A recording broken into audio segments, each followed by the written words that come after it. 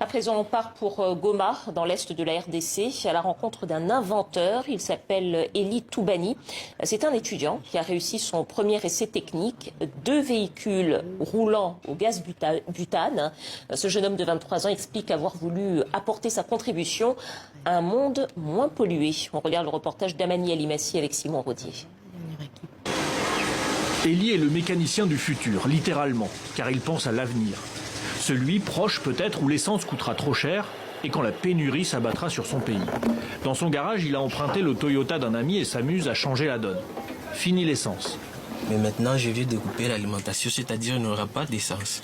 Le véhicule ne peut pas s'allumer, c'est pourquoi nous allons essayer. Voilà, le véhicule ne s'allume pas. Place au gaz butane et cette bonbonne toute simple. Là, j'ouvre maintenant les gaz. Et ça marche. Ok, voilà, nous voyons les gaz qui essaient un peu d'allumer le véhicule. Nous avons débranché le système du carburant, l'alimentation. Et voilà, c'est avec le gaz que le moteur s'est allumé. C'est le contexte international actuel et la hausse du prix de l'essence qui a forcé cet étudiant en électromécanique à se creuser la tête. Et à partir de la guerre qui est en Ukraine et la Russie, c'est là où nous savons tous que le carburant vient de là.